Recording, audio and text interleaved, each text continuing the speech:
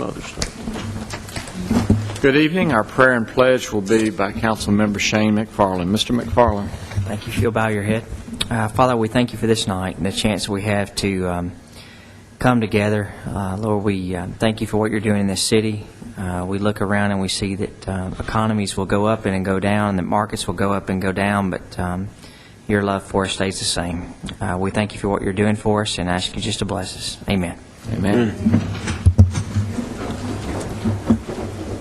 I Pledge allegiance to the flag of the United States of America and to the republic for which it stands, one nation under God, indivisible, with liberty and justice for all. Play ball. Good evening and welcome to the Murfreesboro City Council, August 27, 2009. Council members, you have before you your consent agenda. If you've had an opportunity to take a look at those items, are there any questions? Or if there are no questions, are you ready for a motion to accept the consent agenda? So moved. Second. All right, motion and second on the consent agenda. Please call the roll. Mr. Edwards? Aye. Mr. Gilly? Aye. Mr. McFarland? Aye. Mr. Washington? Aye. Mr. Young? Aye. Mayor Bragg? Aye. You also have the minutes of meetings held on July 30th, 2009, the regular meeting, and August 13th, 2009, the regular meeting. If you've had an opportunity to review those minutes, are there any additions or deletions? If not, are you ready for a motion to accept these minutes of these two meetings? Move to approve the minutes. Second. Thank you. I have a motion and second. Please call the roll. Mr. Edwards? Aye. Mr. Gilly? Aye. Mr. McFarland? Aye. Mr. Washington? Aye. Mr. Young? Aye. Mayor Bragg? Aye. At this time, we'll consider for passage on third and final reading an ordinance to amend an area of Winslow Park at Berkshire Subdivision Zone PRD located along Blackman Road. Move for passage on third reading. Second. Motion and second. Please call the roll. Mr. Edwards? Aye. Mr. Gilly? Aye. Mr. McFarland? Aye. Mr. Washington? Aye. Mr. Young? Aye. Mayor Bragg? Aye. At this time, we'll consider for passage on third and final reading an ordinance to rezone an area located along Medical Center Parkway to Highway Commercial CH District.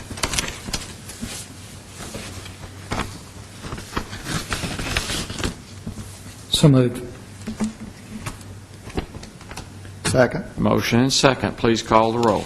Mr. Edwards? Aye. Mr. Gilly? Aye. Mr. McFarland? Aye. Mr. Washington? Aye. Mr. Young? Aye. Mayor Bragg? Aye. At this time, we'll consider for passage, again on third and final reading, an ordinance to amend Appendix A zoning, Section 2 and 26, in Charge 1, 4, and 5, pertaining to parking, queuing, and loading.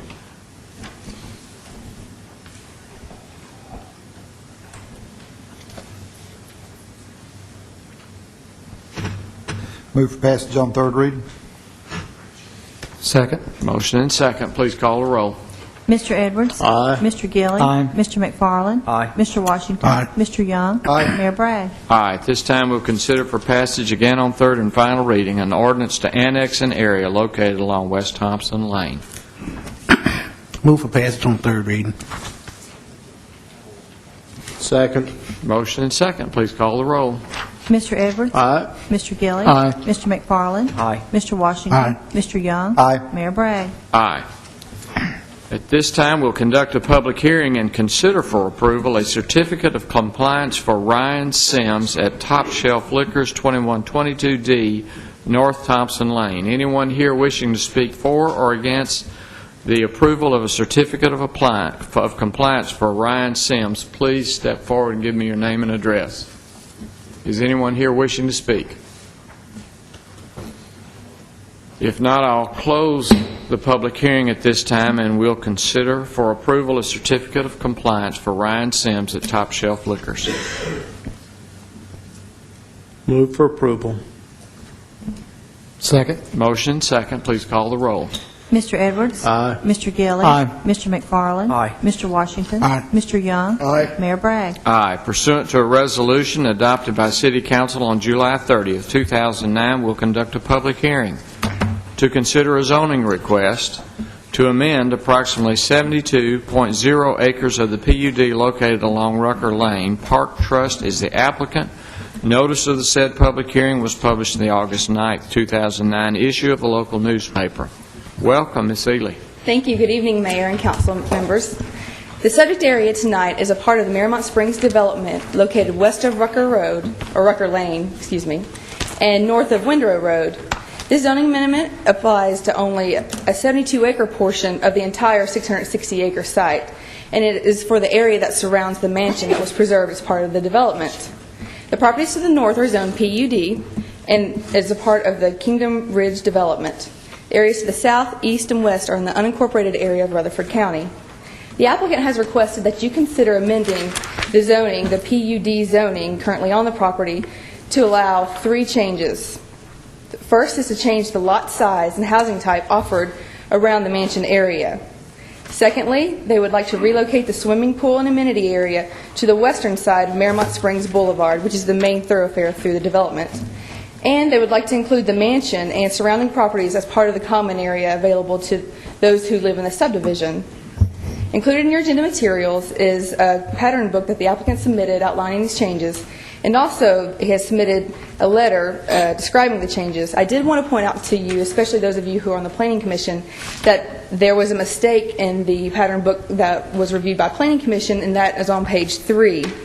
The applicant stated on page 3 in the write-up that there would be 90 parking spaces surrounding the swimming pool. What he meant to say was that there were 70 that would be available to around the swimming pool area. And in accordance with the Planning Commission's desires, the applicant has also amended this book to add additional parking areas throughout the development. It was at the suggestion of Planning Commission that he consider adding some additional parking in the Colonial Pipeline easement, and I believe they've been able to do that as well. So the pattern book before you would be the final approved version. If you have any questions, I'll be glad to answer them either before or after the public hearing. Mr. Ricky Cantrell is here this evening, and he will be able to answer questions that maybe staff cannot. The Planning Commission did recommend approval unanimously. The City Council scheduled a public hearing to consider amending this PUD request, and if you have any questions either before or after the public hearing, we'll be glad to assist you. Any questions from Ms. Ely? There's a description of how many additional sites or additional lots.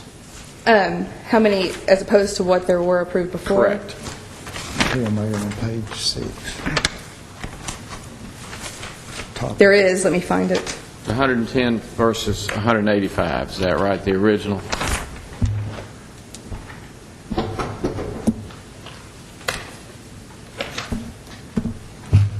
Is that what I'm seeing in the 72 acres? You talking about within that area? Mm-hmm. Yes, that's. I think it's 100 and. 185 Yes, sir. versus 110, which were originally. The very original plan. Yes, the very original plan. And our overall density of the project is not intended to exceed what was initially approved a few years ago when we first brought the project before you. So on page 6, there's a map, and on that page there's a paragraph that says prior approval, and it gives the total lots and the lot breakdown. Beneath that is the site data, which would give the changes that they're requesting. And as Mr. Cantrell mentioned, the overall density will not change from the entire development, but they've been able to fine-tune this plan, and specifically the 72 acres that surround the mansion area. And you have some existing homes in this particular area? Not in this specific area, but just to the north. Along the boulevard? Is that or what you call a boulevard? Yes, sir.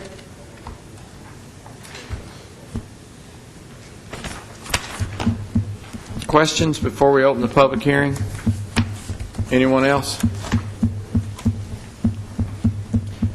If not, I'll open the public hearing at this time. Anyone wishing to speak for or against this zoning request to amend, please step to the microphone and give us your name and address. Is anyone here wishing to speak? If not, I'll close the public hearing at this time and will consider for passage on first reading an ordinance to amend the planned unit development PUD district located along Rucker Lane.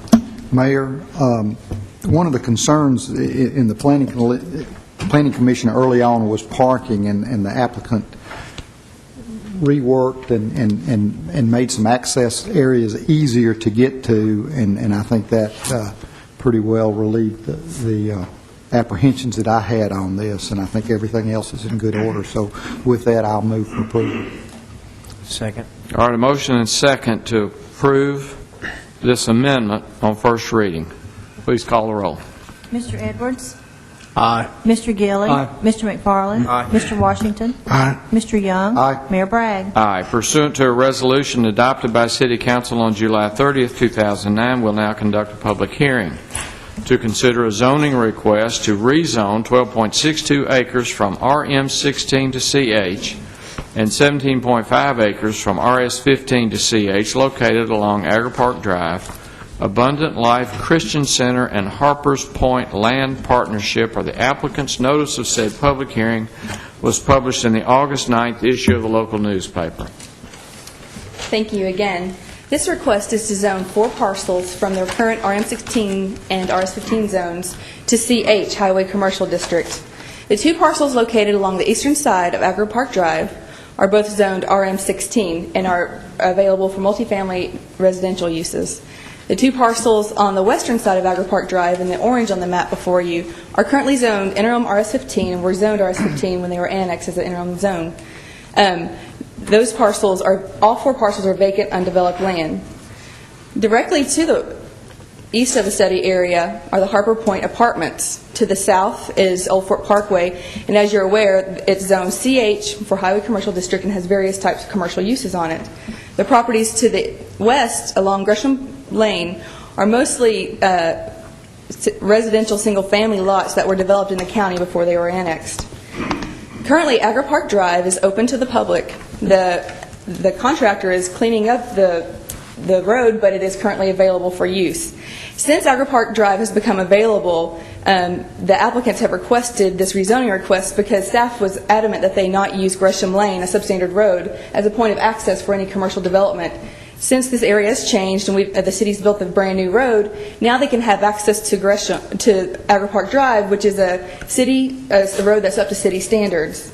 The applicants don't have any specific plans at the moment, but they've requested that the CH zone be approved by you to allow development on the site that's similar to that in the area. The southern 2 parcels were included as additional area to zone CH by the Planning Commission. They were included because it was a reasonable expectation that they would not develop with their current zones in the future. And with conversations with the property owners, they stated that they had no intention of allowing them to develop with single-family or multifamily uses, and it would cleaned up the zoning line. Also, if we would have left those parcels zoned what they were, then there would have been a need to include a Type C buffer to buffer property that would eventually develop commercially, and so that wouldn't be the best for the site plan. The Planning Commission did consider this and recommend approval unanimously. There's not a representative of the applicant tonight, but staff will be able to answer any questions that you have either before or after the public hearing. Could you show me what's in the city there and what's not? Sure. That's a really charming dotted line. And The dark black lines are zoning lines, and they show the division between zoning, and the green lines are current city limits, and I'll go to the board. Okay. This is inside city limits, Interstate 24 outside, and this area is outside city limits. You probably remember that the city has passed an ordinance to annex the area, but that's in the area that's currently under litigation. I'm not sure where that is in the process, but the city saw and felt need that those properties really would be best served being in city limits, and I suppose we'll let the court settle that one. So that area, in its entirety, the orange and the blue, is inside the current city limits. Completely within current city limits. And the area that's the dotted line, what does that have to do with it? The dark dotted line Right. is the zoning line. So if you, let me follow this line. Right. Everything to the south is all zoned CH. So you see All that all this CH. property is zoned CH. This small portion here is zoned RM16, and that is a developed apartment complex. Right. Originally, they owned this property, and it's been zoned RM16 since at least 1996. They thought that they would develop that with apartments, but they've completely abandoned that idea, and so they have requested to zone these parcels CH because the majority of the parcels in the area are already zoned CH as well. Thank you. Other questions before I open the public hearing?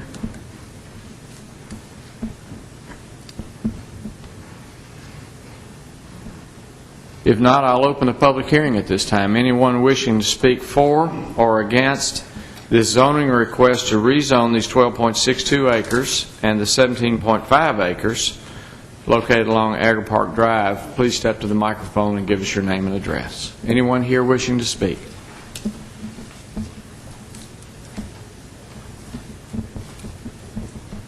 If not, I'll close the public hearing at this time, and we'll consider for passage on first reading an ordinance to rezone an area located along Agri Park Drive to Highway Commercial District, CH. Move for approval. Second. We have a motion and a second. Please call the roll. Mr. Edwards? Aye. Mr. Gilly? Aye. Mr. McFarland? Pass.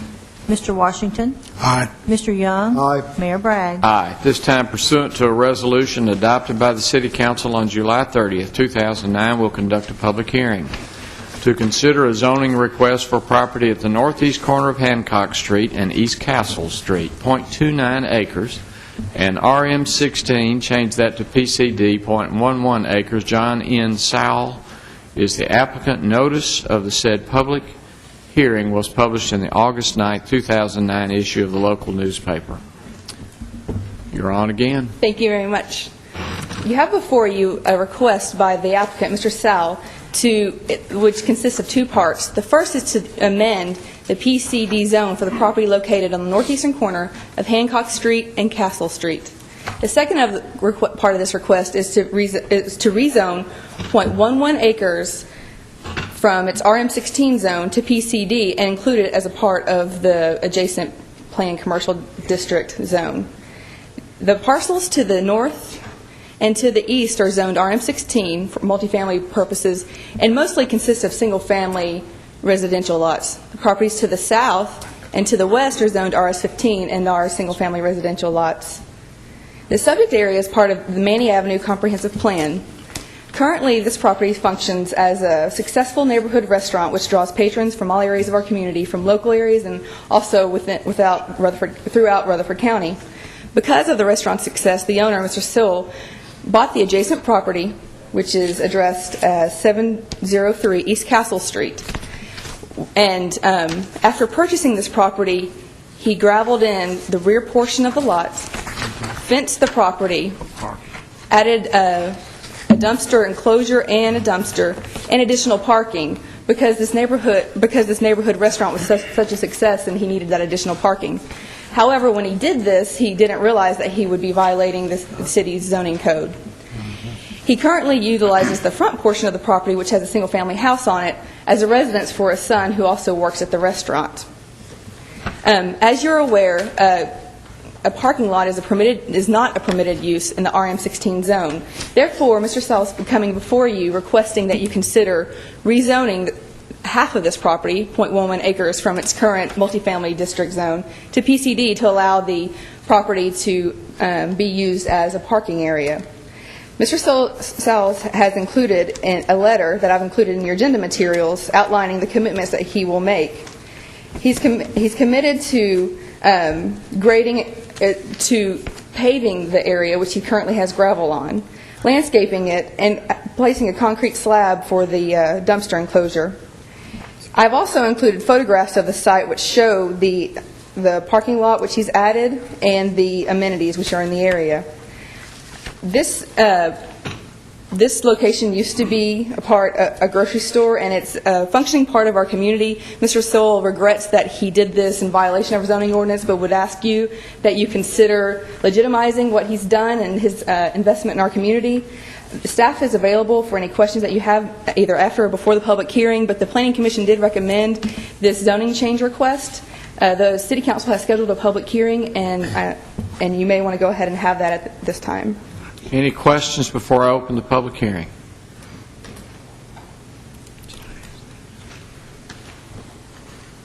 If there are no questions, I'll open the public hearing at this time. Anyone wishing to speak for or against this amendment to a PCD and addition of these properties and to rezone approximately .29 to this planned commercial development, please step forward and give us your name and address. Is anyone here wishing to speak for or against? If not, I'll close the public hearing at this time, and we'll consider for passage on first reading an ordinance to amend a PCD at the northeast corner of Hancock Street and East Castle Street and to rezone approximately .29 acres to a planned commercial development PCD district. Move for approval. Second. Motion and second. Please call the roll. Mr. Edwards? Aye. Mr. Gelli? Aye. Mr. McFarland? Aye. Mr. Washington? Aye. Mr. Young? Aye. Mayor Bragg? Aye. At this time, pursuant to a resolution adopted by City Council on July 30th, 2009, we'll conduct a public hearing to consider an amendment to the PSO located at the Medical Center Parkway for the Avenues of Murfreesboro. Cousins Faison applicant. Notice of the said public hearing was published in the August 9th, 2009 issue of the local newspaper. Is Logan this time? Yes, sir. Good evening. Thank you, Mayor, council members. The item before you tonight is to amend the Plan Sign Overlay District located at the Avenue, which is located on the south side of Medical Center Parkway, east of I-24. This is a 100-acre parcel that contains an all-inclusive lifestyle center, and it's one of 3 of our PSOs in the city of Murfreesboro, the other 2 being Stones River Mall and our future hospital property. The applicants before you tonight are requesting an amendment to their Plan Sign Overlay that would only affect the office loft signage. This is the building that will be visible from I-24 that is a 2-story building that is intended for office users. This building, the request before you tonight would be to allow 2 changes. One, that a tenant must have at least 25% of rentable area along the south elevation in order to have a sign on the south elevation, and that a tenant may only have a sign on either the north elevation, which faces into the mall, or the south elevation, which faces to I-24. The reason that they are wanting to change this is that it's possible, and I think they do have plans for a future tenant that would have lease space that stretches all the way from the north elevation to the south elevation. Under the current rules, a sign on either of those elevations together would be prohibited. There are several safeguards that are in place with this amendment that would not be changed, including still limiting the number of signage along the south side elevation to 4, including that in addition to the Avenue Loft sign, as well as also limiting the number of signs on the north elevation to 7. The style of the signs would not change, the square footage requirements of the signs would not change, and the signs still could not be located above or below the accent bands. At the Planning Commission public hearing, no one spoke for or against this item, and the Planning Commission approved this change unanimously. Any questions of Ms. Logan before we open the public hearing? If not, I'll open the public hearing at this time, and anyone wishing to speak for or against this amendment to the planned sign overlay located at the Avenue of Murfreesboro, please step forward and give us your name and address. Is anyone here wishing to speak for or against? If not, I'll close the public hearing at this time, and we'll consider for passage on second reading an ordinance to amend the zoning ordinance as regards the planned signage overlay PSO district located at Medical Center Parkway. Can I ask Ms. Kerr if this is any grand deviation from what we would allow of any other 2-story building of such size and dimension? It's not a large deviation from anything that we allow right now. Any building that has separate outside entrances or common outside entrances within Murfreesboro could be allowed to have signage on the second story. However, at the Avenue, within their original PSO, a couple of months ago, they amended their PSO to be allowed to have signage on the second story. That is not changing. Those signs will still be remaining the same, and this is just a minor deviation to be able to allow a tenant that is on both frontages to be able to have a sign on those frontages. On both frontages, not on the ends? No, sir. Nothing will be on the ends. and the safeguards that we have in place are to keep there from being an abundance amount of signs on the building. All right. Any other questions?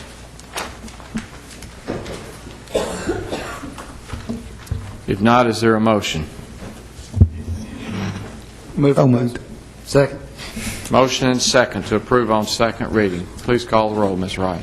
Mr. Edwards? Aye. Mr. Gilly? Aye. Mr. McFarland? Aye. Mr. Washington? Aye. Mr. Young? Aye. Mayor Bragg? Aye. At this time, we'll Thank you. consider recommendations of the planning director with regards to a fire station site on Joe B. Jackson Parkway to accept land donations for the fire station site and necessary sanitary sewer and construction easements, or to approve the design contract with Huddleston Steel Incorporated for the necessary sanitary sewer. Welcome, Mr. Adelot. Thank you, Mayor Bragg, members of the council. Parkway Partners, the owners of land along the south side of Joe B. Jackson Parkway across from Ridge Drive, have offered to donate to the city a lot for use as a fire station. The property is accessible to utilities, is well drained, and has sufficient room for the city's prototype fire station and parking, as well as space for other use. Attached are maps that show the location of the site. Chief Gaines has been consulted regarding acquisition of the site. He has advised that the site is acceptable to him because the site is well-suited in relationship to other fire stations in the city and offers close access to Interstate 24 and industrial developments within the city. He believes the site will position his department to meet the future needs of the community when conditions in the community indicate the need to construct the fire station, and that banking the site for future use would be good planning for the city. A condition of this gift is for the city to extend sanitary sewer to the property and thereby to the adjacent property within 6 months of closing. Sewer is located directly across Joe B. Jackson Parkway and Ridge Drive. It is expected that the sewer extension will require an open cut of Ridge Drive and boring under Joe B. Jackson Parkway. Easements from the property owner located on the west side of Ridge Drive will be necessary, and that owner, Mr. Denny Hastings, has agreed to provide necessary sewer and construction easements at no cost to the city, subject to the ordinary clean up and restoration associated with the anticipated construction. The estimated cost of construction is $57,100, and with a design fee of 6%, the anticipated cost of design would be $3,676. It is the recommendation of the staff that the city take the following actions. 1, accept the land donation for the fire station site and the necessary sanitary sewer and construction easements. And 2, approve the attached design contract with Huddleston Steel Incorporated for design services of the necessary sanitary sewer, subject to approval of the contract by the city attorney, with funding for the design to come from unforeseen contingencies and expenses in the 2009-2010 budget. I'll be glad to answer your questions. What's the size of the parcel? It's 1.3 acres. And what's the size of the as yet unopened fire hall on Veterans Parkway? The size of that site, it's about 1.75 acres, give or take just a little bit. It's a little bit bigger. So this site will be the size of the one at Florence, or would it be, is that a recollection that you have? Actually, the one at Florence was also 1.75 acres. I was involved with the acquisition of both of those sites. This site will be a little bit on the small end of the scale, but it still has sufficient room to allow for a future building on it for something like to house a trailer for hazmat use. That's something that could be a very useful need there. We did not try to secure enough room for a ambulance center on the site. We discussed that, but that would have been an extra cost because that was not part of the donation. So we did discuss that, we did evaluate that, but we did not seek to secure enough land for that type of use. Those other sites, I believe, have sufficient use for an ambulance station, particularly the one on Joe B. Jackson Parkway. What's the size of the sites on South Church and Cason Lane, put in perspective? The one on Cason Lane is also about 1.75 acres. The one on South Church is about the same size, 1.3, 1.2. So this is about the same size. To be able to think of one that's existing, the South Church would be the best example to look at? Yes, it would be. Although it is on a corner, it's located a little bit different, but it's about the same size site. Okay, thank you. And also with the industrial developments we have there, plus, I think if I remember last year, we approved a pretty big planned development across of Manchester Highway that I think it was the Jones family trust that came through. So we've got at some point, growth that's going to be in that area. Yes, sir. I do believe that we'll be seeing growth in this area. When the economy rebounds, we'll see it. And even while the economy, before it is completely rebounded, we'll probably see industrial development in this area that might be the catalyst for future recovery. And I'm really excited about this station. This is a site that I felt would be really good. I've worked with our fire department for several years, and I feel real good about this site as it relates to the rest of our stations. And the easements are on this site? There will be a easement at the very corner of the site. There is a little easement for a telephone facility on the corner that's already existed. It will not be in our way. And to my knowledge, the only other easement may be a electric easement that's sort of in the right-of-way. And I say sort of, it sort of crosses the property just a little bit on the front. No other easements will be on this property.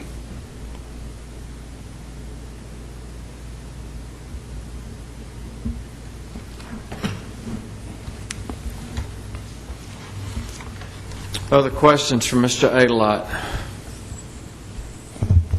Mayor, if I could, I did want to make one other comment. Since Mr. Lyons. City manager, this will be the first time that the city will be awarding a contract to Huddleston Steel Engineering, and as I've personally stated to each of you, I did want to, even though our policy does not mandate that I make this disclosure, I did want to publicly state with an abundance of caution to make you aware that my mother-in-law is an employee of Huddleston Steel as a receptionist and secretary there. And just wanted to read that into the record and put into the minutes that although not required to make this disclosure, I wanted to do it with an abundance of caution. So they always take your call at Huddleston Steel, is that right? or not. Or not. I think I also made a disclosure that my mother-in-law lives with me, so I'm not sure if that's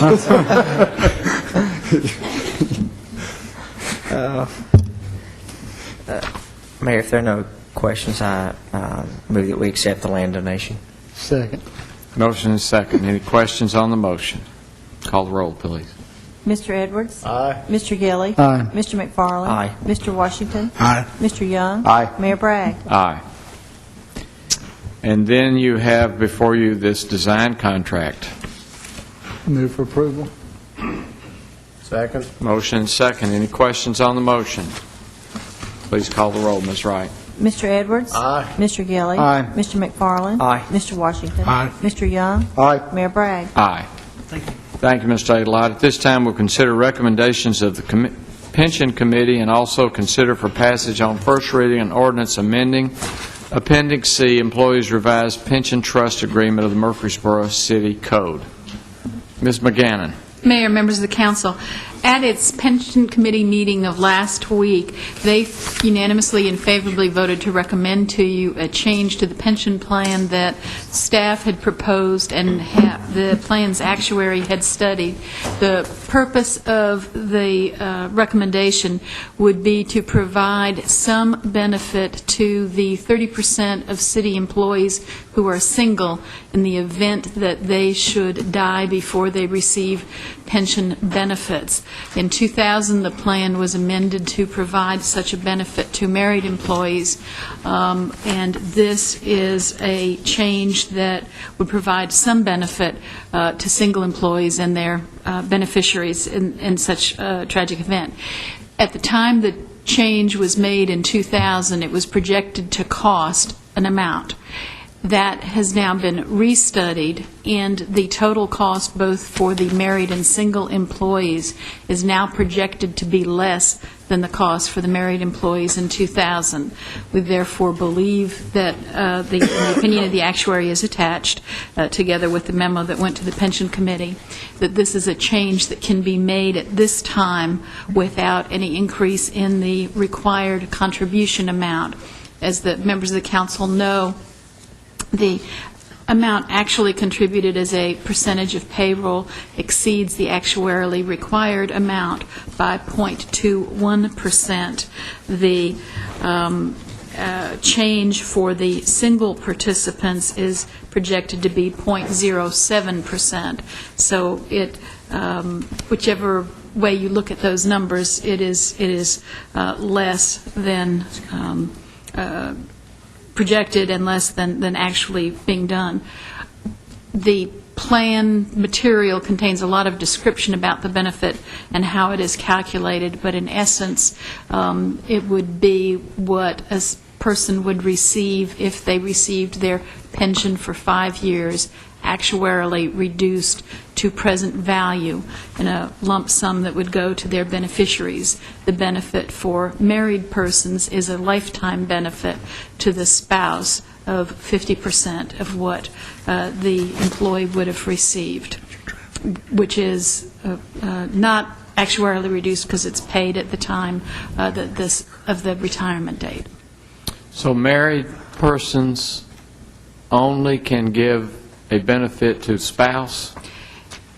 The current plan, yes, only married, the current plan, as it was amended in 2000, provides a benefit for the spouse if the married person dies before they start receiving their pension benefit. Life insurance is paid to existing employees, both single and married. In addition, married employees have a spousal benefit. There is no comparable benefit currently for single employees. The point of this change is to provide some economic benefit to the estate of single employees. How is that estate described? As the beneficiary, the plan documents currently describe the beneficiary as being either the person designated or the estate. And so the language in the ordinance that refers to the employee's beneficiary. So that would either who the employee indicates or their estate as a matter of law if no indication has been made. Any questions for Ms. McGannon on this recommendation?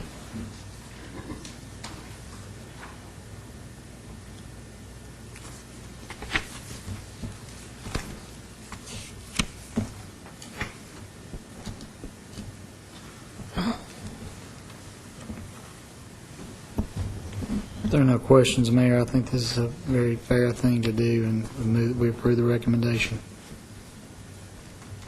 Second. All right, you have a motion and second. Are there any questions on the motion? Ms. McGannon, you might read your statement note well at the end of the letter to the council. I disclosed to the council that I had a personal interest in the matter since I am a single participant in the pension plan. I do not desire that my estate take advantage of this benefit, since I desire to retire and not die.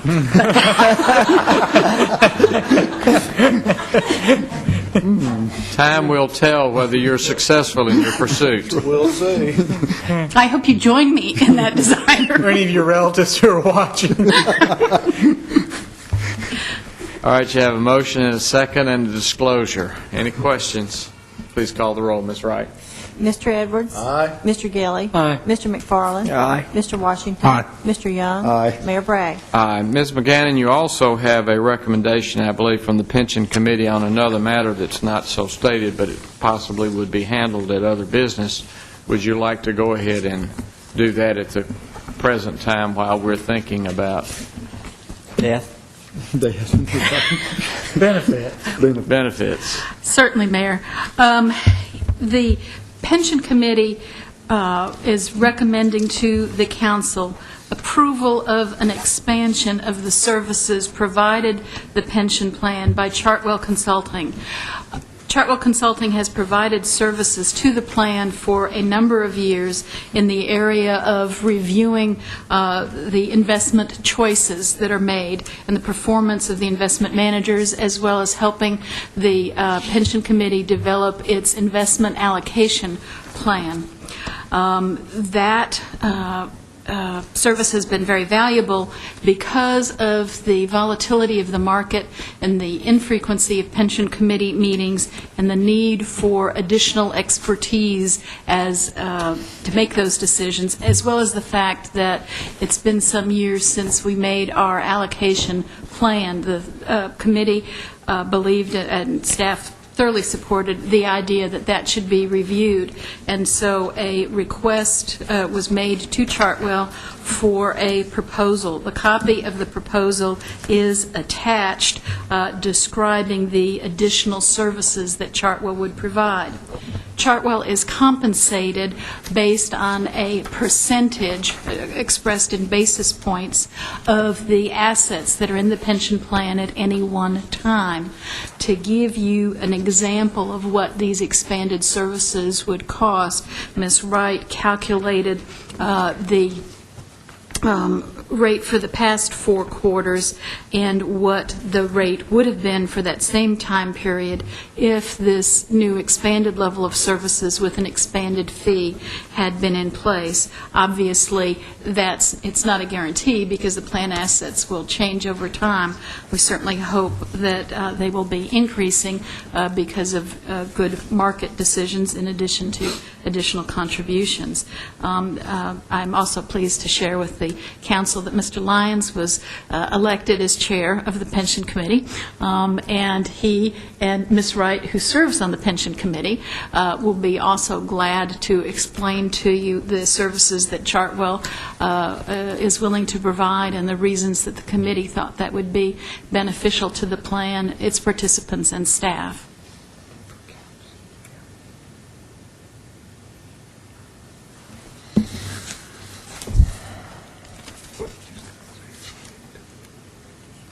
Are there any questions regarding this recommendation?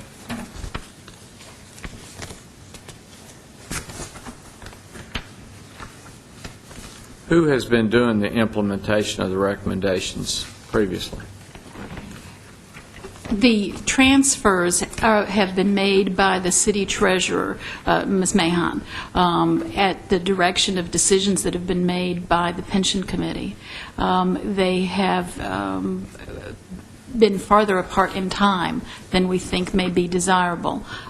We have some recommendations currently pending from Chartwell Consultant about changing some of the allocations, some of the current investments, not the allocations, to take advantage of what they perceive to be the best market opportunities for the immediate future. And it's to be able to have them implement those decisions within the investment allocation parameters that have been set up with a certain percentage of funds in this type of investment, and it's just shifting within that.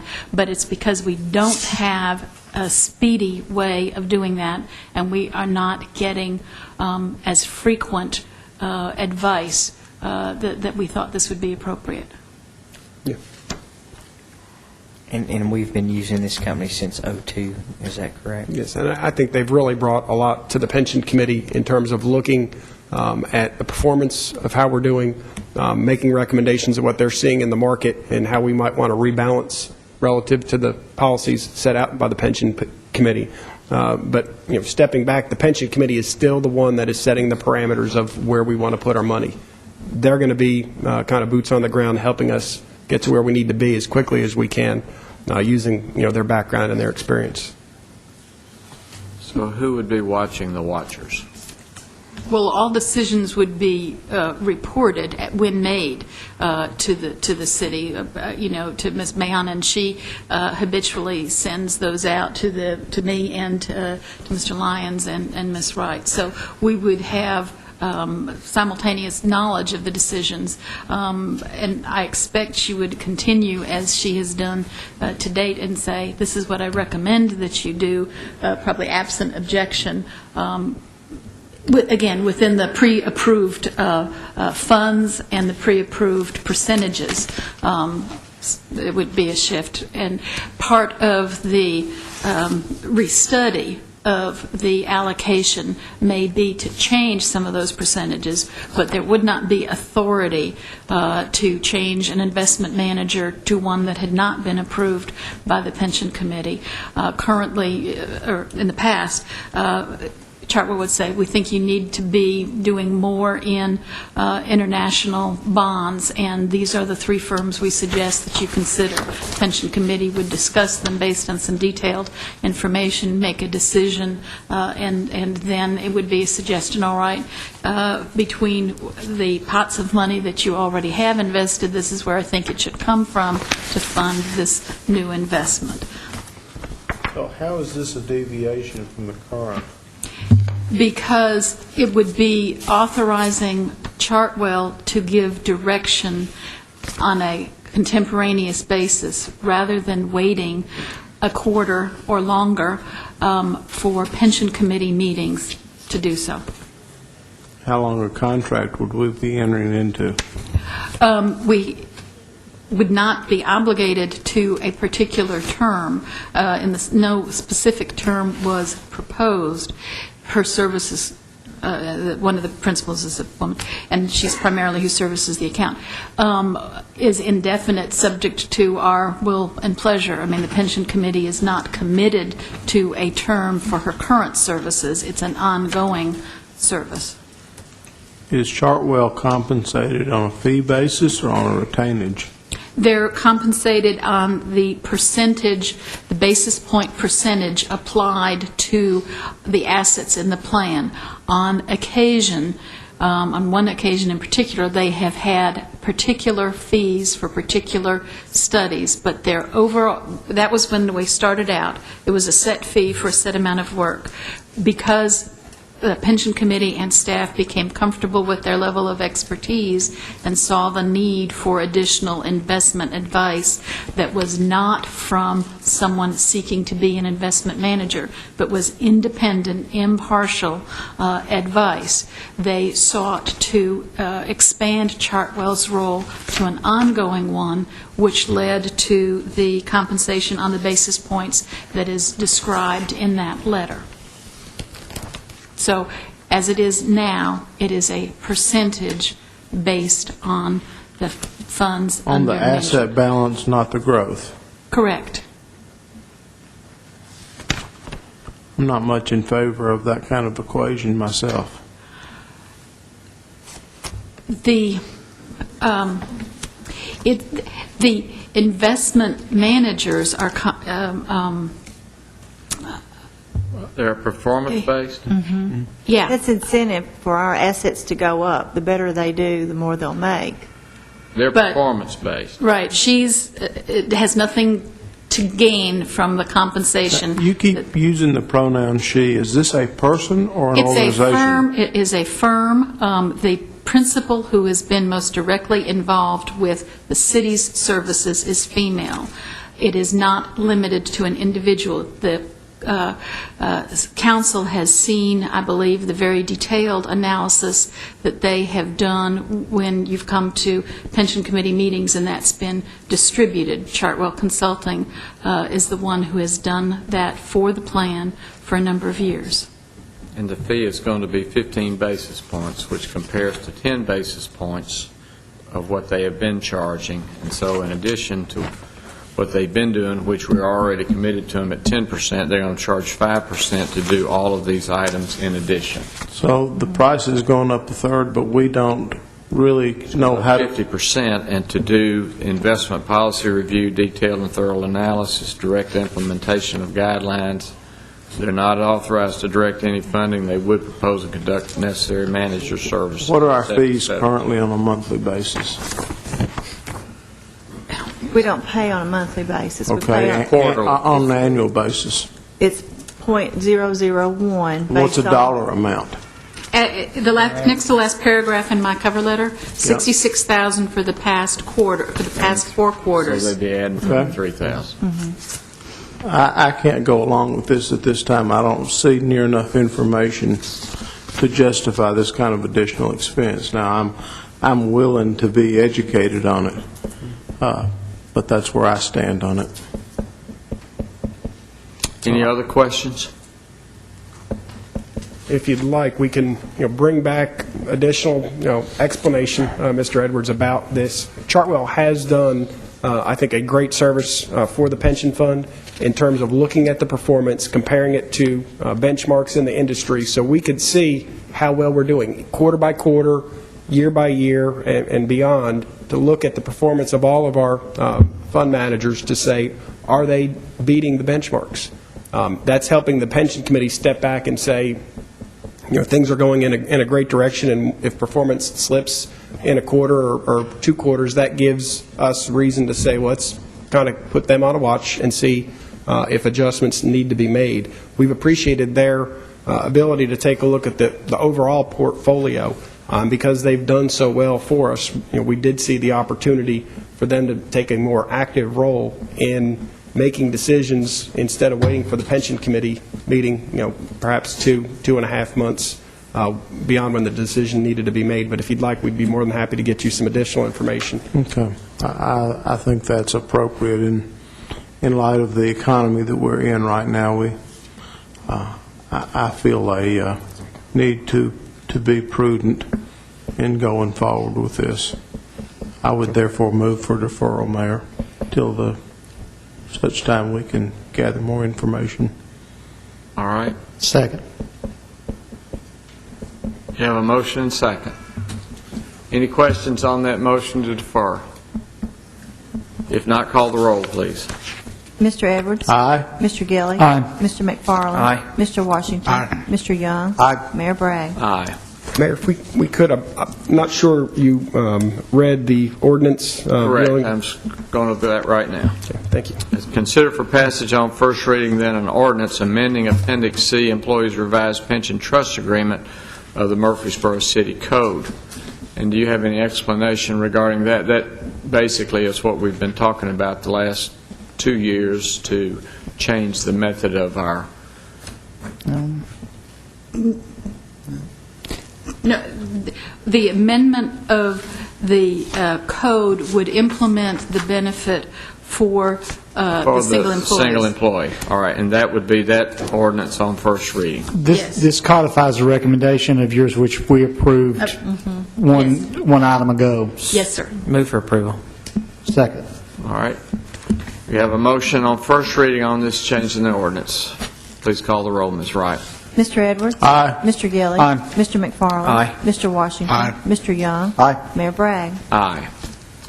Thank you. At this time, we'll consider for adoption a resolution authorizing the terms, issuance, sale, and payment of not to exceed $15.605 million electric system revenue and tax refunding bond series 2009 of the City of Murfreesboro, Tennessee, and providing the terms and details thereof. Mayor, you approved an initial resolution at your last meeting 2 weeks ago to refund these bonds. This is a follow-up to that agenda item. All right, is there a motion to adopt this resolution?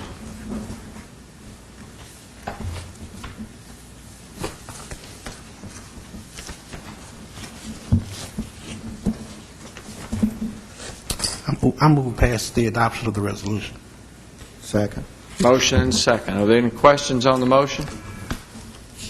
If not, call the roll, Ms. Wright. Mr. Edwards? Aye. Mr. Gilly? Aye. Mr. McFarland? Aye. Mr. Washington? Aye. Mr. Young? Aye. Mayor Bragg? Aye. At this time, we'll consider any beer permit applications. Ms. Wright?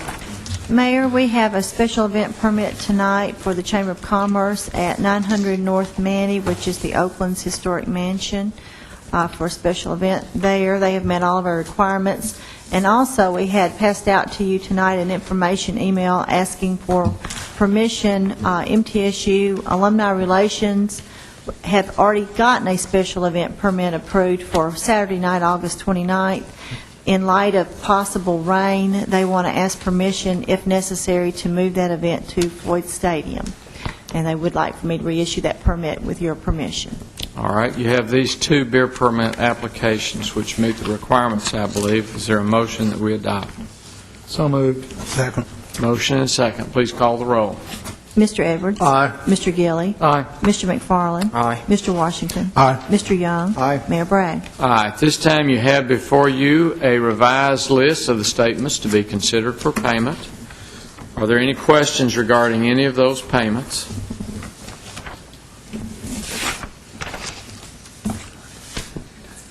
And if not, is there a motion that we pay the bills? Pay the bills. Second. Motion, second. Please call the roll. Mr. Edwards. Aye. Mr. Gilly. Aye. Mr. McFarland. Aye. Mr. Washington. Aye. Mr. Young. Aye. Mayor Bragg. Aye. At this time, we'll consider any other business from staff or the council to come before the council. Ms. McGannon. Mayor, members of the council, for the past 2 months, staff has come to the council to ask for a 1-month extension of our contract to provide fire service to veterans facility. The finality we expected of the long-term agreement has not yet been achieved. We would ask authority for the city manager to sign another 1-month extension at the current monthly rate of $65,000. Is there a motion? So moved. Second. Motion, second. Any questions?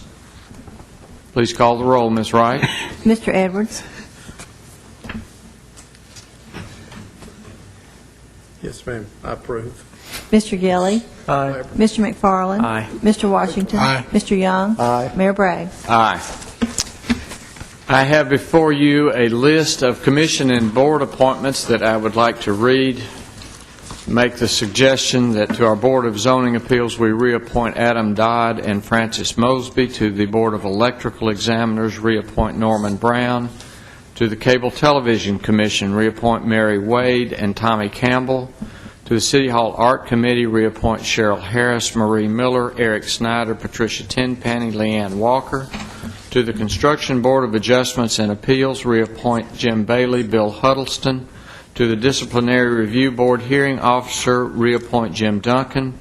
To the Greenway Projects Committee, reappoint Anita Pirtle, Troy Robinson. To the Historic Zoning Commission, reappoint David Becker, Jim Thompson. To the Parks and Recreation Commission, reappoint D. Edwin Jernigan and Tim Tips. To the Planning Commission, reappoint Ken Halliburton. To the Risk Management, appoint Robert J. Lyons and reappoint Sean A. Johnson and Lee Moss. And to the St. Clair Street Senior Center Commission, reappoint Bart Walker. I make these recommendations to you. Move for the mayor's approval. Second. All right, you have a motion and second on these commission and board appointments. Please call the roll. Mr. Edwards. Aye. Mr. Gilly. Aye. Mr. McFarland. Aye. Mr. Washington. Aye. Mr. Young. Aye. Mayor Bragg. Aye. I also had sent to you, members of the City Council, a suggestion that it might be beneficial to Mr. Lyons as our new city manager to have the experience of an afternoon open meeting with our council to share our vision and perspective, to give Mr. Lyons our thoughts on future expectations for him in the performance of his job. Usually at this time of year, late September, October, we have had a performance evaluation for the city manager, and in that Mr.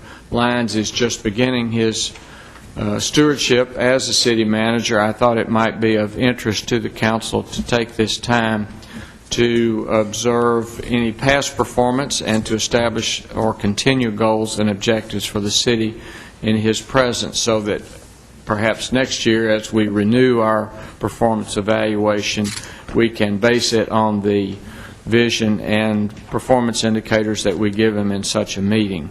I did receive one response, and I forgive the rest of you for not responding, and I will not tell you who did and who did not, so you won't be able to go out behind the barn and take a whipping like you ought to get. But I wanted to make that suggestion to you, and I think it would be beneficial to Mr. Lyons. And the only method that I would understand of doing that would be to go through our city manager performance evaluation as we have in the past, and perhaps use that format and then make any additions that we would like to do that during that open meeting. I make that recommendation to you. It's up to you. When do you want to? Sometime September, first part of October, when he's been on the job for a brief period of time. He's working on hiring an assistant, and perhaps by that time he would have that person in place, or at least have that person available. He's still got a process to go through there. So it's up to you, whenever you'd like to do it. I think that's a very, very good suggestion. And Mayor, I apologize, but when my computer sees email from you, it calls it spam and throws it out. I understand. Kidding, but but no. In all seriousness, I think that would be very beneficial for Mr. Lyons and the council as well. Actually, it came from Ms. Mahon, and perhaps you should make a note to yourself to, if it comes from Ms. Mahon, that you want to go ahead and... Do we have a, when I'll clear her then on my. You clear her. when do we have a public hearing in September? Would it be possible maybe we could do it the 17th before the council meeting? That would be fine. If you would like to do it at 5 o'clock or at 6 o'clock? Yeah, I think that would be a good idea. At 6 o'clock on what date? September 17th. I move that we have meeting September 17th at 6 o'clock, and will we want to have that here or room 218? I know in the past we've done it in room 218. From a time standpoint, if we're going to do it just an hour before we start, it might be better just to do it down here than or start 30 minutes earlier so that we've got time to shuffle folks from upstairs to downstairs. I amend my motion, say we do it September 17th at 5:30 in room 218. Second. There you go. All right, 5:30.